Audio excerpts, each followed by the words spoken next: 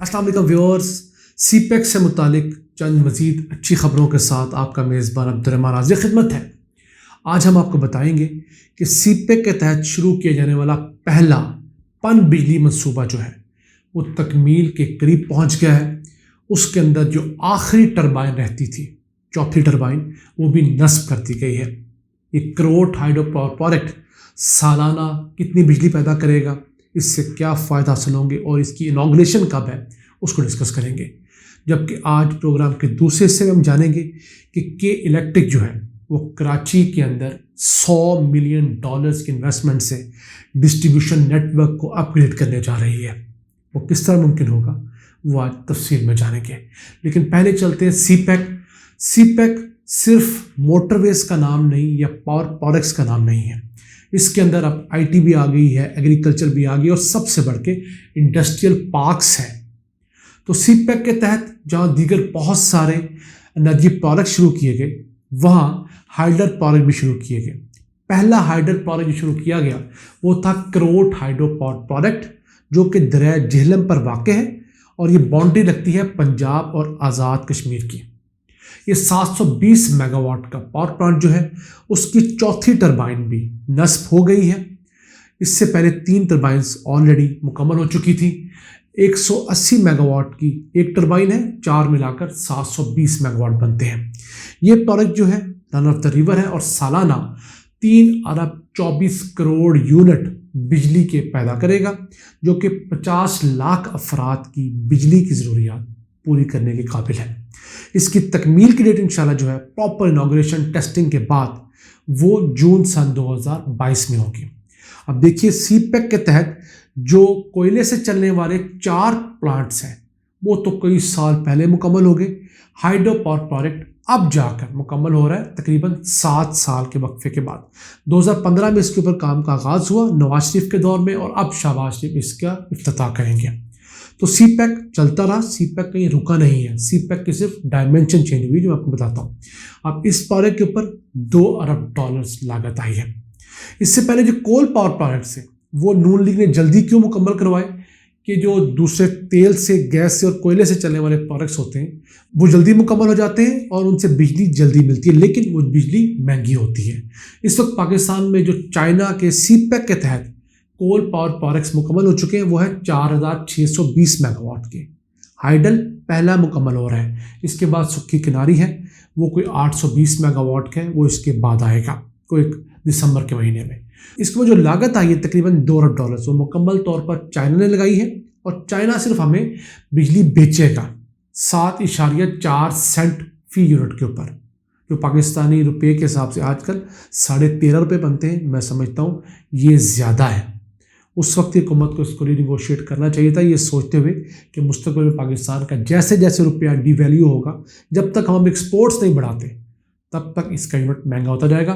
जो coal power plant है, जो कि दुनिया में इस वक्त कोल महंगा है, उनसे जो बिजली का यूनिट पैदा हो रहा है इस वक्त वो तकरीबन 18 रुपये का है।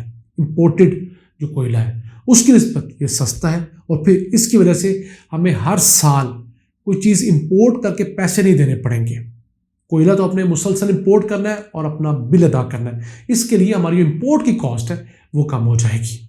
ये प्रोजेक्ट 30 साल तक चाइना चलाएगा और 30 साल के बाद इसको बिला मुआवजा जो है वो वापडा के हैंडओवर कर दिया जाएगा। उस वक्त इसकी तमाम लागत जो है वो पूरी हो चुकी होगी। इस प्रोजेक्ट की कंस्ट्रक्शन के दौरान 5000 अफराद को रोज़गार मिला है, जो वहाँ पर काम कर रहे हैं। बड़ी तादाद में मुकामी है। फिर हमारे इंजीनियर्स, हमारे टेक्नीशियंस वहाँ जाके ट्रेन हुए, तो ये भी पाकिस्तान को एक एडिशनल बेनिफिट हुआ है इसका। तो हम उम्मीद करते हैं कि अपने वक्त मुकर्रर पर मुकम्मल होगा और पाकिस्तान को इसका फ़ायदा होगा। आजकल हम लोड शेडिंग देख रहे हैं, उसकी बहुत सारी वजूहात हैं। एक तो नून लीग ने प्रोपागेंडा किया है, मैं उसको ऑन नहीं करता। जो लिस्ट उन्होंने दी है कि जनाब ये कुछ 17-18 पावर प्लांट्स ख़राब पड़े, उनमें से तो 14 करीब पावर प्लांट्स वो हैं जो प्राइवेट सेक्टर के हैं। हुकूमत उनसे सिर्फ बिजली लेती है, उनका टूटना ख़राब होना हुकूमत के ज़िम्मे नहीं है। तो बस जो भी हुकूमत आती है पिछले पर ब्लेम डालती है। सबसे बड़ी वजह क्या है? दुनिया भर में गैस और कोयला महंगा है। नून लीग ने अपने पिछले टेन्योर में जितने पावर प्लांट लगाए उनकी 80% तादाद जो है वो गैस और कोयले पे चलने वाले। अब महंगा कोयला और महंगी गैस इंपोर्ट करके उसके ऊपर पावर प्लांट चलाना किसी भी हुकूमत के लिए फिजिबल नहीं। 18 रुपये 20 रुपये यूनिट की बिजली पैदा करके वो हमें 13-14 रुपये में कैसे दे सकते हैं। ऊपर वाला जो नुकसान है 4-5 रुपये फी यूनिट, वो इकट्ठा होकर अरबों यूनिट के अंदर कन्वर्ट जब होता है, अरब रुपये का सर्कुलर डेट बनता है। पिछली हुकूमत भी आखिरी दौरान इसीलिए लोड शेडिंग करके गई और अब वाली भी लोड शेडिंग करेगी, क्योंकि हम पूरी गैस और पूरा कोयला मुहैया नहीं कर सकते, उनकी कॉस्ट बहुत ज़्यादा। और दूसरा, हमारे दरियाओं में जितना पानी एक्सपेक्टेड था वो इस सीज़न में नहीं आया।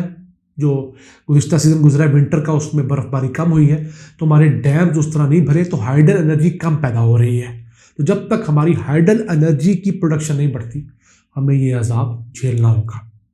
इसी तरह चलते हैं कराची, जहाँ पर के इलेक्ट्रिक 6,500 किलोमीटर की लाइंस बिछाई हुई इन्होंने इलेक्ट्रिसिटी की। तो उन्होंने एक $100 मिलियन का एक फंड अरेंज किया है, जो कि बेसिकली एक कर्ज है डच बैंक की जानब से।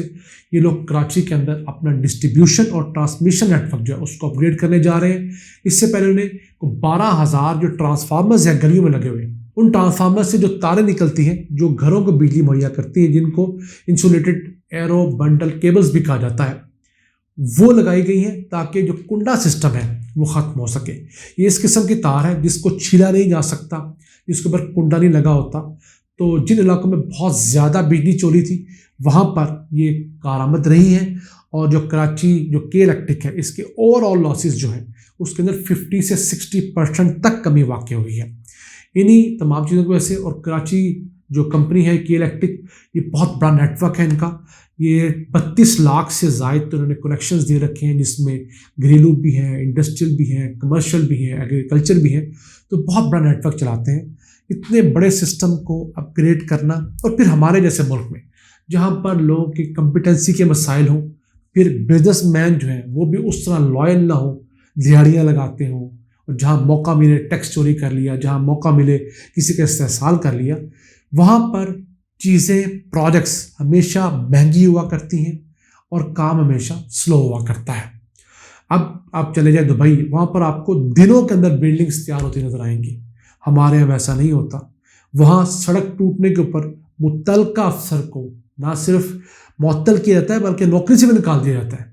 यहाँ पर आज तक यही तय नहीं हो सका कि जनाब एक सड़क नई बनी है, अगर वो ख़राब हुई है तो उस सूरत में किस इंजीनियर को जिम्मेदार ठहराना है। क्यों? यहाँ पर जो भी सरकारी ठेका दिया जाता है उससे 20 से 25% औसतन जो कमीशन है वो एडवांस ले लिया जाता है।